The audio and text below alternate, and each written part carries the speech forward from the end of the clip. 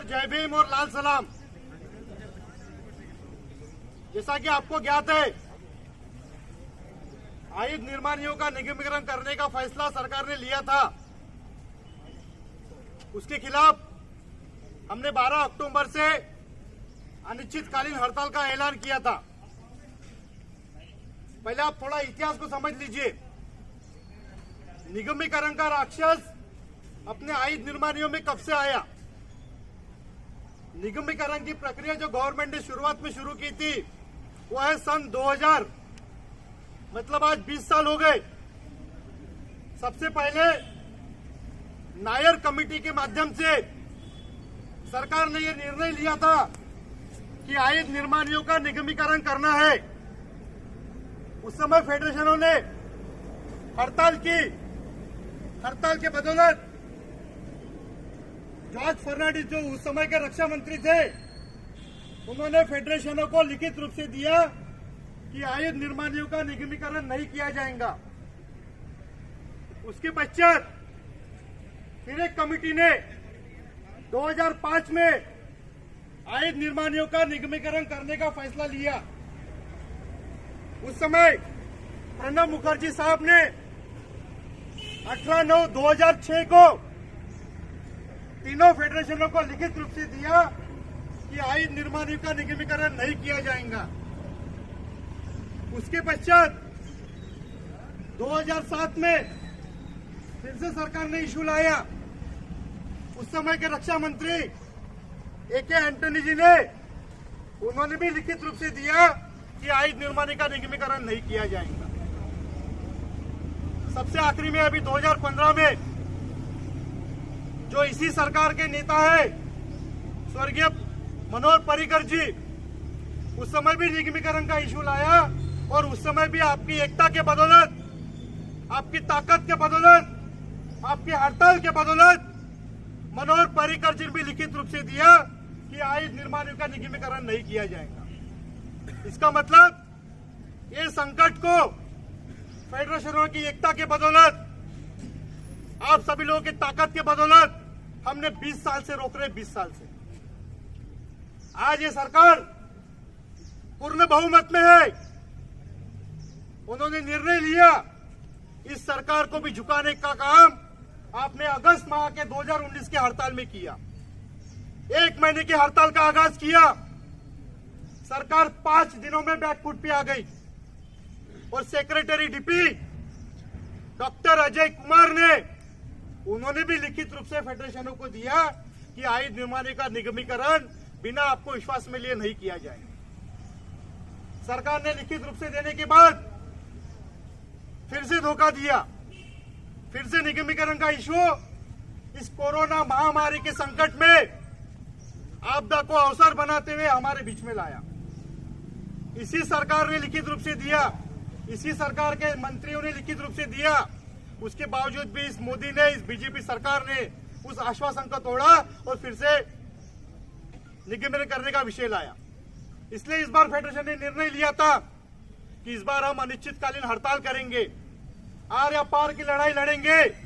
लेकिन इस अनिश्चितकालीन हड़ताल के दबाव में आकर सरकार फिर बैकफुट पे आई। लेकिन सरकार ने दबाव में आने से पूर्व हर संभव प्रयास किया कि मजदूरों को एकता को कैसे तोड़ा जाए। हमने स्ट्राइक नोटिस कब दिया? 4 अगस्त को। 65 दिन हो गए स्ट्राइक नोटिस देके, 65 दिन। सरकार ने अभी तक कोई मीटिंग नहीं बुलाया। हड़ताल के 15 दिन पहले बोलते हैं कि स्ट्राइक आपकी इलीगल है। जब फेडरेशन ने लीगल नोटिस दिया कि इसी नियम के हिसाब से हमारे स्ट्राइक करने का हमारा संवैधानिक अधिकार है, तब सरकार को कान खड़े हो गए। सरकार के पास रास्ता नहीं बचा। फिर सरकार ने और एक गेम किया, DDP के माध्यम से मजदूरों को डराने का काम किया। कभी किसी को 219 सालों के इतिहास में क्या कभी किसी को इंडिविजुअल लेटर मिला कि आप हड़ताल में जाएंगे तो आपकी नौकरी पे आ जाएंगी, आप पे ऐसी कार्रवाई हो जाएंगी? लेकिन इस सरकार ने हर संभव कोशिश किया कि हमारी एकता कैसे टूटे। लेकिन आप इस बात को समझ लीजिए, काफी सारे लोगों के कल भी फोन आए। लोगों में कुछ लोग अफवाह फैला रहे कि नेता लोगों ने हड़ताल वापस ले ली, नेता लोगों ने पैसे खा लिए, मैं आपसे पूछना चाहता हूं, यही फेडरेशन है जिन्होंने आयुध निर्माणियों को पिछले 20 सालों से संभाल के रखा है। सन 2000 से लेकर आज तक आपके आयुध निर्माणियों को किसी ने कॉर्पोरेशन करने की हिम्मत नहीं की, इसी फेडरेशन के बदौलत। यही फेडरेशन है जो इतनी विपरीत परिस्थिति में आज सरकार ने इतने कानून लगाए कि हड़ताल पे जाएंगे नहीं, इलीगल घोषित कर देंगे, उसके बावजूद भी डगमगाए नहीं, उसके बावजूद भी हड़ताल के निर्णय पे खंभीर रहे। आप जानिए, कोई भी लड़ाई ऐसा नहीं है आज हमने हड़ताल का आगाज कर दिया, एक हड़ताल कर दिया और सारी चीजें मिल गई। आज तक हमें जो भी अधिकार मिले हैं, हमने आज तक आयुध निर्माण में 30 से 32 हड़तालें की है। उसी की बदौलत हमारी सर्विस की गारंटी, उसी की बदौलत हमारे सीजीएचएस की फैसिलिटी और उसी की बदौलत हमने पुरानी पेंशन योजना भी उस समय हासिल की। मैं इसलिए आपको बार बार इतिहास की बातें बता रहा हूं। सारे लोग नए लोग हैं। जब तक हम इतिहास को नहीं समझेंगे, जब तक हम हमारे पूर्वजों को, क्रांति को नहीं समझेंगे, हम लोग आगे लड़ नहीं पाएंगे। 1972 के पहले क्या इस देश में कोई सरकारी कंपनियां थी? सबसे पहले प्राइवेट थी, फिर उसे पब्लिक सेक्टर में कन्वर्ट किया और फिर उसे सरकारी बनाया। क्या 1972 के पहले इस देश में पुरानी ये पेंशन योजना थी? नहीं थी। सीसीएस पेंशन रूल ये 1972 से है। इसका मतलब ये हुआ, जब मजदूर एक हो जाते हैं, जब देश का मजदूर एक मंच पे आ जाता है, तो किसी की ताकत नहीं है। इसके पहले भी इंदिरा गांधी की सरकार पूर्ण बहुमत में थी।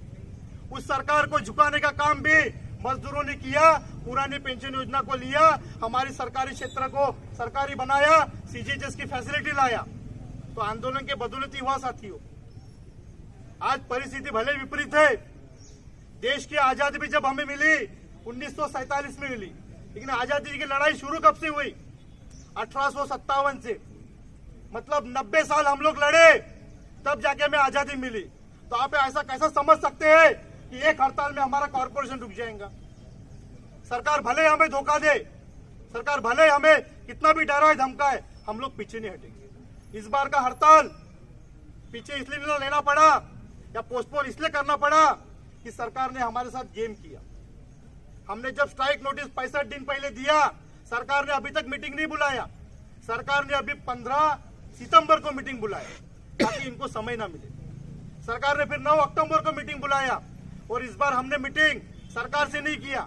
हमने इस बार कहा, पिछले बार डॉक्टर अजय कुमार ने हमें लिखित रूप से देने के बाद भी सरकार ने हमें धोखा दिया। हमारा सरकार पे भरोसा नहीं है। इसलिए इस बार श्रम मंत्रालय से सेंट्रल लेबर कमिश्नर जो है, उनके अध्यक्षता में मीटिंग हुआ। एक वो मीडिया बने मजदूरों और सरकार के बीच में, क्योंकि जब 4 मंत्री लिख के दे सकते हैं, सेक्रेटरी डीपी लिखित रूप से दे सकते हैं, तो हम उनसे मीटिंग क्यों करें और वो पलट जाएंगे। तो उनके हस्तक्षेप के बाद कल 9 तारीख को जो मीटिंग हुआ, सुबह 11 बजे से लेकर शाम को 7 बजे तक, वो मीटिंग में पॉजिटिव सरकार ने, सबसे पहले आपने मिनट्स भी पढ़ा होगा, सारे ग्रुप में आया। मिनट्स में क्या लिखा हुआ है? जो डीडीपी की तरफ से जो लोग आए थे सरकार की तरफ से, उन्होंने कहा कि सरकार ने कॉर्पोरेशन का निर्णय लिया हुआ है, आपको इसमें क्या सुविधा चाहिए उसके ऊपर चर्चा कीजिए। हमारे फेडरेशन ने बोला, अगर आपको इस पे चर्चा करना है तो हम लोग मीटिंग में नहीं रहते, हम लोग हड़ताल पे जा रहे। बाद में उन्होंने अपने शब्दों को वापस लिया। मैं कोई झूठ नहीं बोल रहा। कल डीडीपी का आपका जो मिनट्स हुआ है, उसका मिनट्स हर किसी के व्हाट्सएप में है, उसको पढ़िए ध्यान से। उसमें सरकार बैकफुट पे आई, सरकार ने उस चीज को वापस लिया और ये बोला कि अभी हम कॉर्पोरेशन नहीं करेंगे, आपसे चर्चा करने के लिए हम लोग तैयार हैं। तो इंडस्ट्रियल डिस्प्यूट एक्ट 1947 के तहत जब सरकार ने श्रम मंत्रालय, सेंट्रल लेबर कमिश्नर के सामने ये पक्ष रखा और ये बोला कि हम लोग कॉर्पोरेशन नहीं करेंगे, तो नियम के हिसाब से अगर हम लोग हड़ताल पे गए रहते, जो आप कुछ लोगों की भावना जो आती है कि पोस्टपोन क्यों किया, तो हमारी हड़ताल सही में इलीगल हो जाती। जब कोई हमारी बात को सुन रहा है, वो भी मैंने आपको पहले ही बताया, हमने सरकार पे विश्वास नहीं किया, हमने सेंट्रल लेबर कमिश्नर के ऊपर विश्वास किया और उन्होंने हमको आश्वस्त किया है कि एक सरकार बिना बातचीत करके, बिना आपको विश्वास में लिए या बिना मीटिंग लिए एक तरफा निर्णय नहीं लेंगे। हमारे फेडरेशन ने कल चैलेंज किया, सेंट्रल लेबर कमिश्नर को बोला, आप कॉर्पोरेशन क्यों करना चाहते हो? क्योंकि आपको प्रोडक्शन बढ़ाना है। तो हमने उनको आप सभी की ताकत के बदौलत हमारे फेडरेशन ने चैलेंज किया, आप हमें 5 साल का समय दीजिए। 5 साल में हम निर्माणीय का 30,000 करोड़ का टारगेट अचीव करके दिखाएंगे। अगर हम लोग इसमें विफल रहे तो आप हमको बिना पूछे कॉर्पोरेशन कर दीजिए, हम ना स्ट्राइक करेंगे ना आपको कुछ बोलेंगे। लेकिन पहले मौका तो दीजिए, पहले वर्कलोड तो दीजिए, पहले काम तो दीजिए, रॉ मटेरियल तो समय पे दीजिए, फिर हमारी क्षमता दिखिए। यही लोग है, यही आज निर्माणीय है जिन्होंने कारगिल युद्ध, इंडो चाइना वार किसके दम पे जीते। तब था क्या ये मोदी? इसको पता है क्या इतिहास? आज ये बता रहा है हमको कि कॉर्पोरेट सरकारी कर्मचारी काम नहीं करता। जब देश में कोरोना महामारी आई तब कौन था सामने? हमारे आज निर्माणीय है जिन्होंने वेंटिलेटर बनाए, जिन्होंने प्रोटेक्टिव क्लॉथ बनाए। तब कहाँ गए? तब हमने देखा क्या? आज हमारे आयुध निर्माणियों को देश का चौथा स्तंभ बोला जाता है। क्यों? कल हमारे फेडरेशन ने बातों में रखा, पिछले 100 साल छोड़ दीजिए, पिछले 20 सालों में हमारे कर्मचारी जो एम्यूनेशन में काम करते हैं, एक्सप्लोजिव में काम करते हैं, करीब 150 लोग शहीद हुए। तो हमारे कर्मचारी भी तो देश के लिए जान दे रहे हैं, तो आप कैसा बोल सकते हो कि आयुध निर्माणीय काम नहीं करती? तो ये सारे चीजों को पक्ष में रखा हुआ है। लेकिन साथियों, इस बात को समझना बहुत जरूरी है, ये सरकार हरामखोर है। ये सरकार ये चाहती है कि मजदूरों का नेताओं पे भरोसा न रहे, मजदूर नेताओं के खिलाफ हो जाए, मजदूर फेडरेशन के पीछे खड़े ना रहे।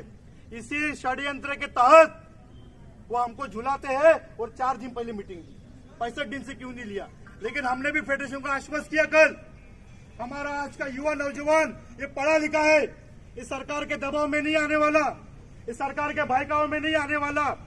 भले आज हड़ताल को पोस्टपोन किया है क्योंकि सरकार ने कॉर्पोरेशन के इश्यू को बाजू में रखा हुआ है। अगर 15 दिन बाद भी फेडरेशन आह्वान करेंगे तो हम लोग हड़ताल पे जाने के लिए तैयार रहेंगे। तैयार है कि नहीं है? क्योंकि सरकार की जो मंशा है कर्मचारियों को भड़काए, इनमें भ्रम का वातावरण पैदा करे, ताकि जब हड़ताल का आह्वान करेंगे तो फेडरेशन के पीछे खड़े नहीं रहेंगे। लेकिन ऐसा नहीं होने वाला। ये मोदी सुन ले, हमारा कर्मचारी जागरूक है, हमारी ट्रेड यूनियन जागरूक है। तू कितना भी प्रयास कर ले हड़ताल को तोड़ने का, लोगों को भड़काने का, हम लोग पीछे नहीं हटेंगे। हड़ताल को कैंसिल नहीं किया है, हड़ताल को पोस्टपोन किया है। आप लोग मुझे बताइए, पिछले बार 1 महीने का हड़ताल का आगाज किया, 5 दिन में हमने पोस्टपोन किया, किसी का कोई नुकसान हुआ क्या? आज भले एक अनिश्चितकालीन हड़ताल का आगाज किया, कुछ समय के लिए पोस्टपोन किया होगा, किसी का कुछ नुकसान हुआ? अभी यह आपकी संयम की परीक्षा है। आप में भ्रम पैदा करने वाले बहुत रहेंगे। मैं बाकी सेंट्रल गवर्नमेंट डिपार्टमेंट की बात नहीं करूंगा, लेकिन हमारे डिफेंस के फेडरेशन, हमारे डिफेंस के नेता आज तक पीछे नहीं हटे। आप रेलवे को देख लीजिए, रेलवे में कॉर्पोरेशन कर रहे क्या कोई वहां पे हड़ताल कर रहे क्या? लेकिन हमारे डिफेंस में हमारे फेडरेशन आज तक पीछे नहीं हटे। जो लोग बोलते हैं फेडरेशन ने पैसा खाया है, क्या आपको लगता है मोदी गवर्नमेंट पैसा देंगी क्या? उसके घर में इनकम टैक्स की रेड नहीं गिराएंगी? ये बड़े बड़े नेताओं को उन्होंने जब फंसाया तो ये कौन है? लेकिन आप लोगों के बीच में भ्रम का वातावरण पैदा करने के लिए, आप लोगों को विचलित करने के लिए, आप लोगों को ट्रेड यूनियन से दूर भगाने के लिए ये लोगों ने ऐसा किया। लेकिन आप घबराएंगे नहीं, हमें विश्वास है, आप डरेंगे नहीं, क्योंकि कोई भी चीज एक दिन में नहीं मिलती। इसलिए मैंने आपको इतिहास बताया कि एक दिन की हड़ताल से या कुछ एक बार हड़ताल करने से कुछ नहीं मिलने वाला। सरकार चाहे कितनी भी परीक्षा ले, हम लोग लड़ेंगे, हमारे आखिरी सांस तक लड़ेंगे। अब बात आती है हमारे आयुध निर्माण अंबाजी। आपको क्या लगता है कि हम लोगों को खुशी होती है ये सब करने में? आज हमारे यहाँ के नेता जो खड़े हैं यहाँ पे, हमको भी कितनी धमकियां मिली। सीआईडी का फोन आता, सीबीआई का फोन आता, दिन में 2-2 बार पुलिस वाले मीटिंग बुलाते, एक बार पीआई बुलाता, एक बार डीएसपी बुलाता। क्या बोलते? आप लोग हड़ताल में अगर 4 लोग के ऊपर दिखे तो आपको उठा के लेके जाएंगे। आपको इसलिए हर एक बात बता रहे हम लोग। आज ये नौबत आ गई थी कि जो फ्रंट लाइन लीडर है उनको एक दिन पहले पुलिस वाले उठा के लेके जाने वाले, ताकि आप लोगों का मॉरल डाउन करे। हम लोगों ने किसी को बताया आपको हम लोगों पे क्या बीतती है, हम लोग कितना स्ट्रगल करते हैं, कि आपके नेता के चेहरे देख लीजिए। 4 दिन से हम भी टेंशन में हैं कि नेताओं को, हमारे कर्मचारी को लेटर मिल रहा, डीएसपी धमकी दे रहा, जीएम साहब अलग धमकी दे रहा, वो कोई बोल रहा गाड़ी रखेंगे, कंट्रोल रूम बना दिया।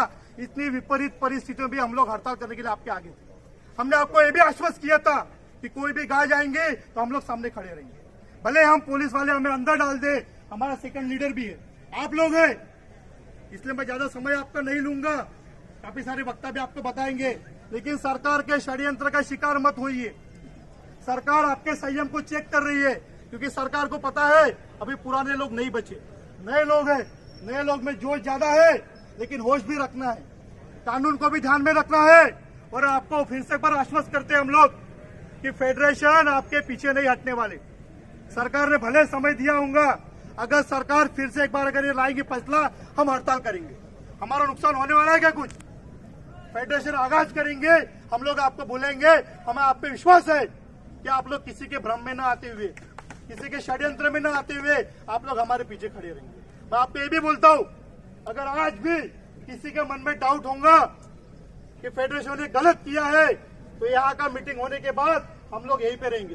सभी का भाषण सुन लीजिए, और जिसको भी डाउट है हम हर किसी का सवाल का जवाब देने के लिए तैयार है। लेकिन कृपया करके आप लोग भी हाथ जोड़ते, हम लोग किसी को डराइए मत। अपने लोग भी कुछ होशियार लोग रहते, मैसेज डाल देते नेताओं के खिलाफ में, तो किसी के भड़कावे मत आइए। आपको डाउट है, हर कोई यहाँ पे किसी न किसी यूनियन का मेंबर है क्या नहीं है? अपने अपने यूनियन पे सबको विश्वास है, तो यहाँ पूछिए, अपने यूनियन के ऑफिस में जाके पूछिए। लेकिन आम लोगों में ग्रुप में मैसेज डालने से सरकार यही चाहती है, हर अपने आजकल देखा होगा सोशल मीडिया सबको हैक कर दिया है, वो देखते लोगों का व्यू कि लोग सही में हड़ताल करने के मूड में है क्या, तो मैसेज सरकार के पास जाते कि इनमें आपस का विश्वास टूट रहा है। तो इस चीज को साथियों ख्याल में रखिए।